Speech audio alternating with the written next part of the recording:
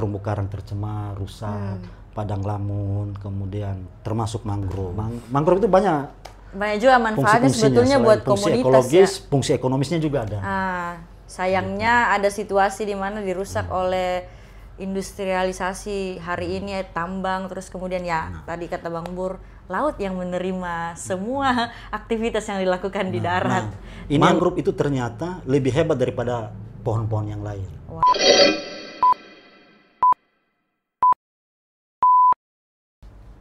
Halo sahabat Walhi, selamat datang di Opsi, obrolan penting tapi santai. Hari ini kita bersama dengan Bang Bur di sini. Halo Bang Bur. Nah, salam adil dan lestari. Iya, salam adil dan lestari. Jadi kalau kita di Walhi ini, kalau kita bilang salam adil dan lestari, penonton harus jawab dengan lestari kayak gitu ya. Salam adil dan lestari. Lestari. Nah, hari ini kita podcast di obrolan penting tapi santai ini spesial menghadirkan Bang Bur. Kita mau mengulas lebih jauh tentang sebetulnya manfaat dari mangrove. Nanti teman-teman yang edit ini bisa ditunjukin mangrove di sini ya. Yeah. Jadi sebetulnya di momen ini kita mau bahas lebih dalam soal manfaat mangrove karena di spesial Hari Mangrove yang jatuh pada tanggal 26 Juli 2025 ini kita mau spesifik membahas tentang manfaat mangrove bukan hanya bagi kehidupan kita tapi bagi ekosistem di lautnya sendiri. Nah, hari ini bersama dengan Bang Bur, pengkampanye pesisir dan pulau-pulau kecil di Walhi, kita mau mendengar Bang Bur, sebetulnya apa sih manfaat dari mangrove itu sendiri dan apa sih itu mangrove? Silakan. Saya berangkat dulu dari satu filosofi bahwa seluruh makhluk hidup yang ada di muka bumi pasti punya fungsi dan peranan masing-masing.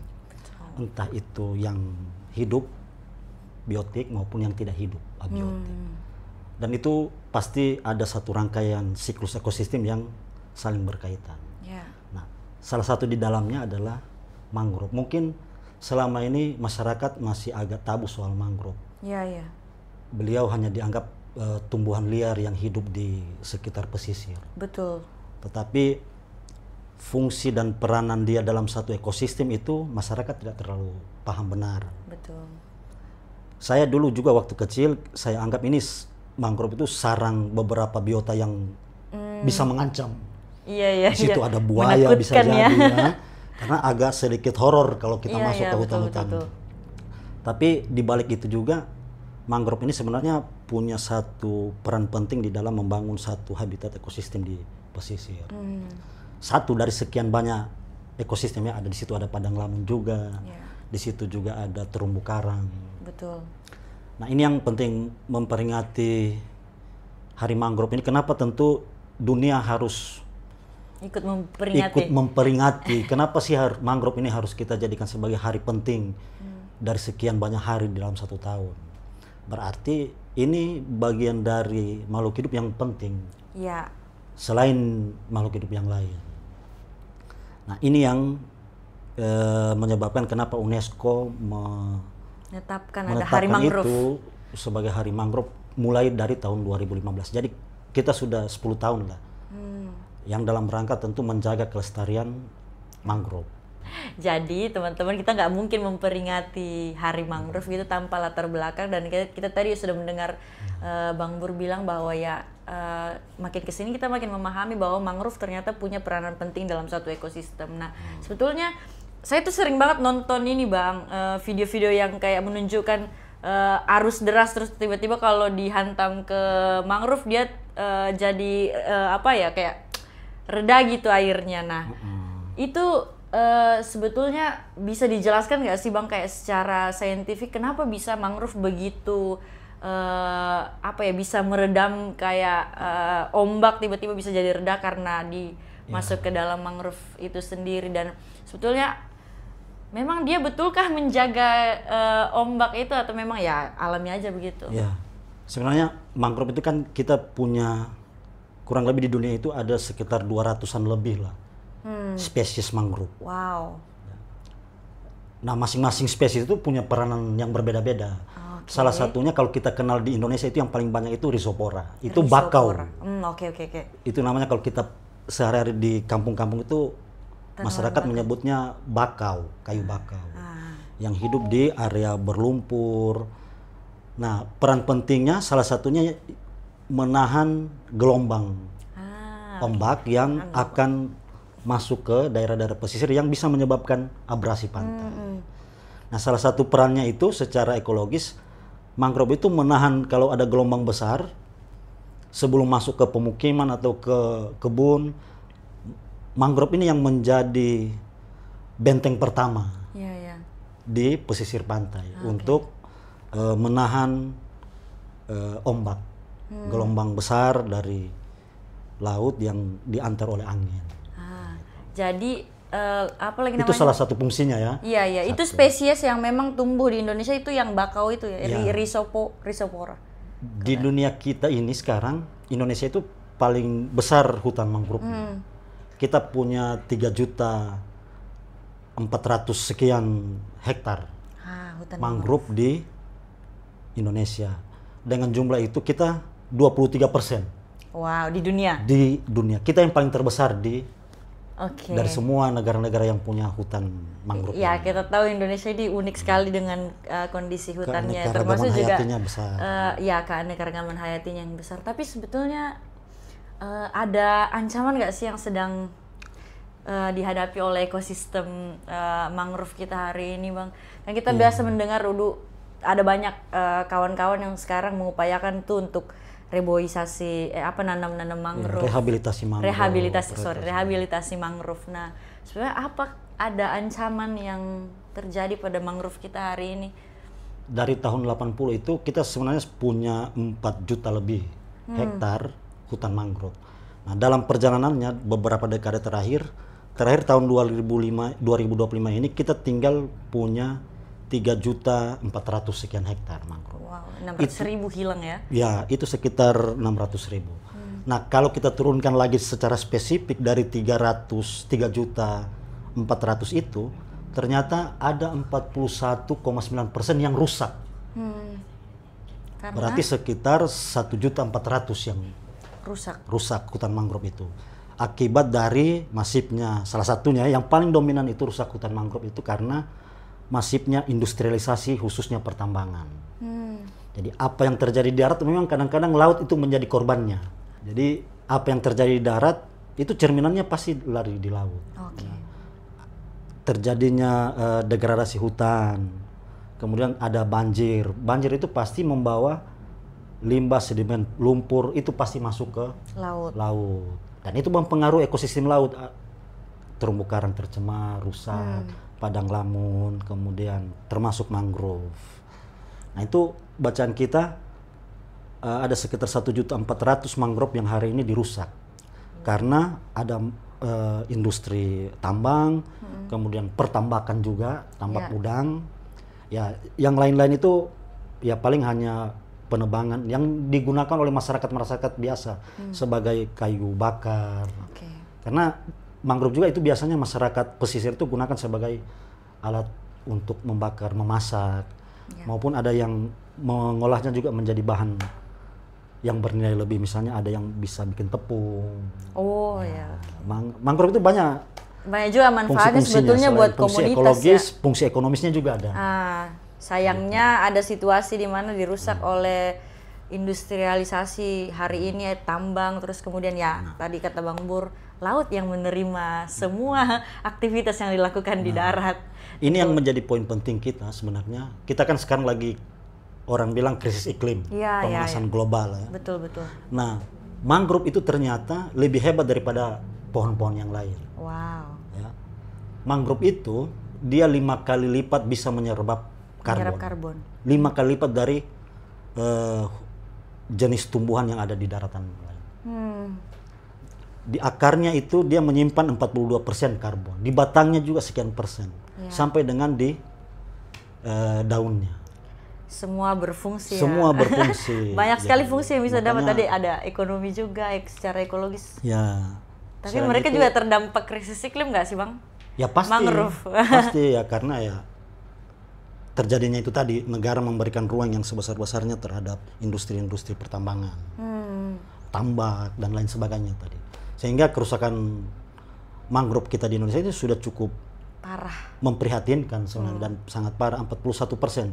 Hanya sekitar 32, sekian persen yang terkategorikan baik. Nah, bagaimana Ada sebetulnya? sekitar 27 yang rusak sedang. Jadi klasifikasinya itu ada yang baik, rusak sedang, dan rusak berat. Nah, itu ukuran rusaknya gimana Bang melihatnya?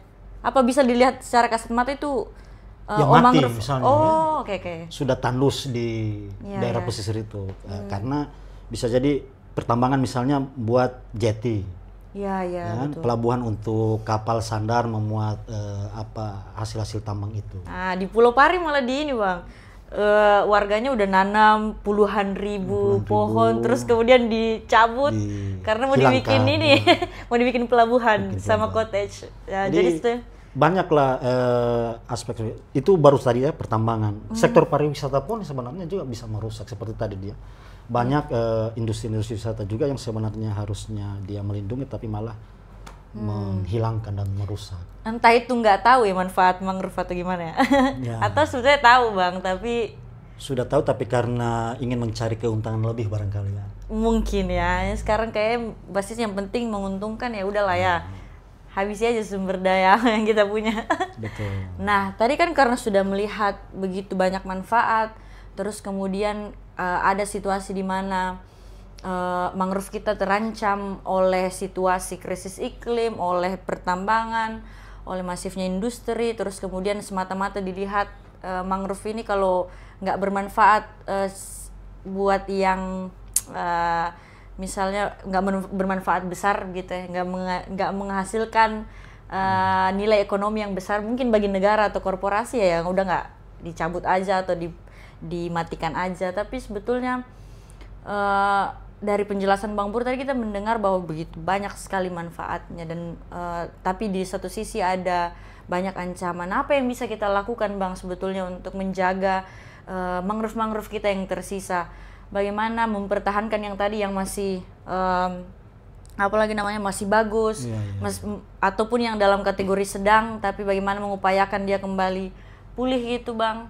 Ya, sebenarnya ini kan dikembalikan ke negara ya yang sebagai alat pengambil kebijakan. Ya, narasi-narasi negara selama ini kan memanfaatkan Undang-Undang Dasar Pasal 33 itu. Apa itu Bumi, Bang? air, dan seluruh kekayaan alam dikuasai oleh negara dan dimanfaatkan sebesar-besarnya untuk kemakmuran rakyat. Narasi ini yang dijadikan negara sebagai alat propaganda dalam rangka mengeksploitasi seluruh sumber daya alam dalam tanda kutip untuk kemakmuran. Tetapi kalau kita tengok faktanya di lapangan, di mana sih ada satu desa atau satu komunitas yang ada aktivitas di situ justru mensejahterakan masyarakat sekitar situ. Oke Bang, saya stop dulu di situ. Kalau di isu kehutanan kan sering sekali dipakai ini untuk oke lah dikasih ke korporasi nih izin untuk menebang pohon diganti sawit misalnya. Tapi kalau di pesisir dan pulau-pulau kecil, apa yang terjadi di sana Bang untuk ya negara mengklaim oke lah ini nanti kan memanfaatkan ini misalnya nambang pasir laut itu satu, tapi mungkin ada cerita case-case yang lain di mana negara seolah-olah ingin kayak oke nanti kami ini untuk kesejahteraan kalian, tapi sebetulnya itu berdampak buruk bagi komunitas pesisir dan pulau-pulau kecil. Gimana tuh Bang? Ya, itu yang saya bilang tadi kan, selalu negara membuat narasi seperti itu atas nama kesejahteraan, atas nama lapangan kerja. Itulah iming-iming yang disampaikan ke masyarakat, seolah-olah ada investasi ini itu nanti untuk masyarakat sekitar, tapi faktanya kan tidak ada. Nah, korban yang paling merasakan dari dampak-dampak industri-industri ekstraktif ini atau industri-industri yang lain, tambak, pariwisata, ya masyarakat pesisir. Dulu mungkin masyarakat pesisir itu bisa menikmati hasil tangkapannya lebih besar. Betul. Ya, pendapatannya lumayan, walaupun tidak banyak tapi minimal cukup. Tapi adanya pencemaran, pengerusakan dari ekosistem pesisir ini tentu itu berdampak ke secara ekonomis ke masyarakat pesisir. Misalnya ketika mangrove-nya rusak, kemudian terumbu karangnya rusak, tentu biota ikan itu akan semakin berkurang di situ. Betul. Karena mangrove itu salah satu fungsinya juga itu tempat pemijahan ikan. tempat bertelur ikan, ya bukan cuma ikan, ada kepiting, kemudian biota-biota yang lain yang secara ekosistem juga itu mempengaruhi lingkungan hidup di sekitar itu. Kalau sudah rusak tentu masyarakat pesisir itu berkonsekuensi akan lebih jauh wilayah tangkapnya. Padahal sebagian besar pesisir kita ini, masyarakat pesisir kita itu nelayan yang masih sangat tradisional. Hanya sekian persen yang tidak memiliki kapal. Kebanyakan yang hanya mencari ikan itu tidak menggunakan perahu tradisional. Hanya sekian saja juga yang paling sedikit yang menggunakan perahu sampan biasa. Sedangkan perahu-perahu besar itu yang memiliki daya jelajah jauh itu sangat sedikit. Itu hanya dimiliki oleh beberapa orang-orang besar lah. Gitu. Nah, mayoritas penduduk pesisir itu secara tradisional mencari ikannya. Jadi wilayah tangkapnya berkurang. Ya, karena akibat dari kerusakan 3 ekosistem tadi. Jadi ya kita tadi dari pernyataan-pernyataan Bang Bur kita mengerti bahwa sebetulnya ternyata masyarakat pesisir dan pulau-pulau kecil yang paling terdampak dari situasi krisis iklim. Kemudian kalau mangrove-nya makin rusak ya satu mereka kehilangan sumber ikannya karena di mangrove lah tempat tempat ikan untuk mencari ikan lagi bahasa mencari ikan lagi di situ. Terus kemudian di situasi yang lain juga ya itu berdampak kembali lagi ke masyarakat pesisirnya karena ikan makin berkurang dan lingkungannya makin rusak juga. Kemudian juga itu tadi kita mendengar bahwa dia menyerap mangrove menyerap karbon yang jauh lebih besar daripada pohon yang biasa. Jadi kayak dalam situasi ini udah makin miskin kita karena kita senangkap ikan. Terus kita kemudian masyarakat pesisir dan pulau-pulau kecil juga harus menikmati lingkungan yang makin kotor karena ada situasi di mana kemudian lingkungan kita semata-mata dilihat hanya sebagai sesuatu yang bisa dikeruk, diekstraksi. Terus kemudian fokusnya adalah mengarahkan ke diekstraksinya oleh korporasi-korporasi besar, bukan oleh masyarakat yang sebetulnya punya pengetahuan dan kemampuan untuk beradaptasi terhadap situasi terhadap iklim kita hari ini. Nah, jadi menurut Bang Bur apa yang sebetulnya harus dilakukan? Kan kita tadi udah memahami bahwa sebenarnya ini dari political will negara ya. Negara mau seperti apa sih melihat kita nih? Nah, kalau dari Bang Bur harapannya sendiri apa sih, Bang? Ya, kalau saya sebenarnya kita harus kembali ke entitas dan identitas kita sendiri. Kita ini negara maritim. Kita ini negara kepulauan. Artinya bahwa sumber daya maritim itu yang menjadi basis kita untuk membangun. Kita bukan negara industri yang mengandalkan tambang misalnya. Jadi kita kembalikan itu, kita menuntut ke negara, kembalikan identitas kita sebagai negara maritim, sebagai negara pesisir yang jumlah penduduknya dari 2.280.000.000 jiwa itu 60% itu hidup di kawasan pesisir. Jadi semua negara kita dominan itu hidup di daerah pesisir pantai. Dan tentu kalau hidup di pesisir pantai pasti mata pencarian itu dominan sebagai nelayan. Kembalikan itu ke nelayan untuk mengelola lingkungannya secara arif.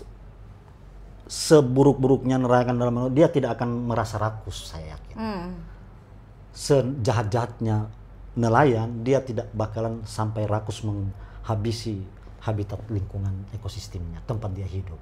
Nah ini Bang, kalau kita kembali kepada identitas kita, kan negara selalu bilang mungkin kacamata negara melihat ini nggak menguntungkan, tapi bagi Bang Bur sendiri cukup nggak ya kalau kita tetap mempertahankan identitas kita sebagai negara maritim dan menjual ikan kita dan memprioritaskan nelayan yang sudah ada sekarang itu untuk memenuhi kebutuhan kita, atau bagaimana sebetulnya nilai ekonominya ini Bang? Karena selalu dihadap-hadapkan begitu.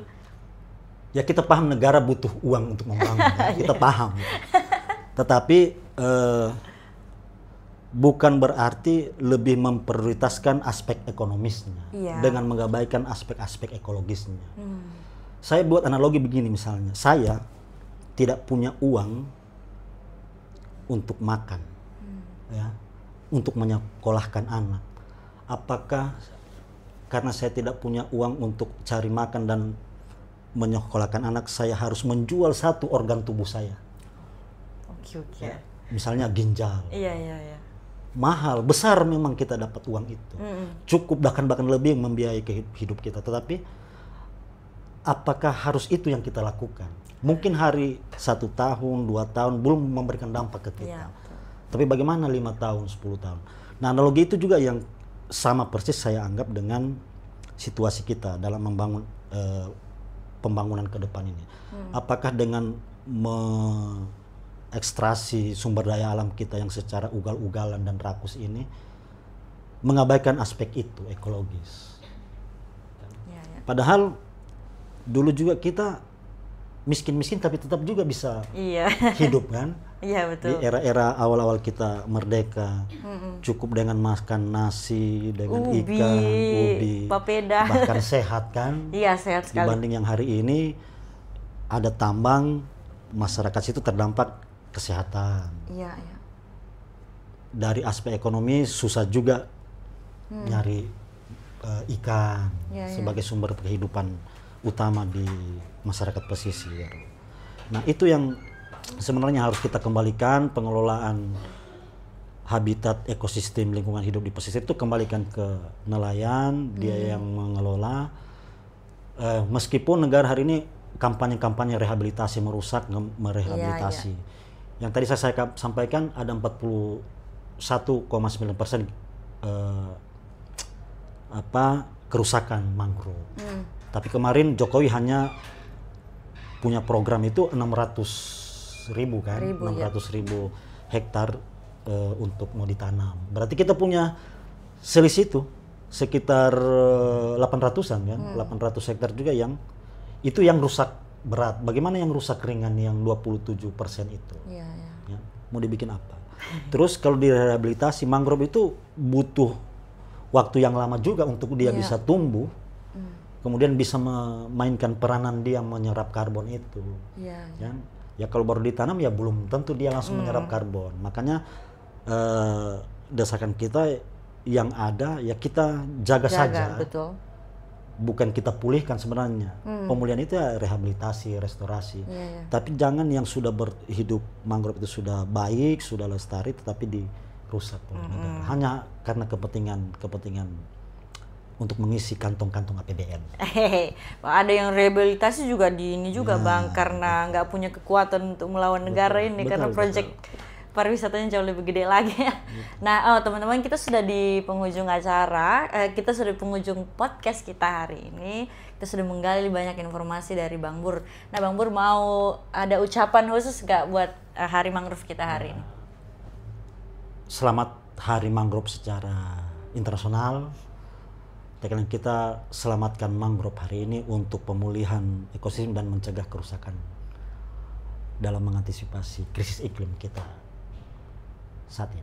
Saya kira itu saja yang terpenting, pesan ke semua negara, masyarakat, jaga baik-baik mangrove.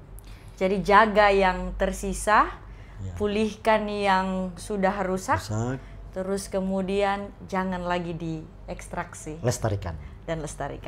Demikian podcast obrolan penting tapi santai bersama Bang Bur di spesial Hari Mangrove hari ini. Selamat Hari Mangrove. Salam adil dan lestari. Salam adil dan lestari.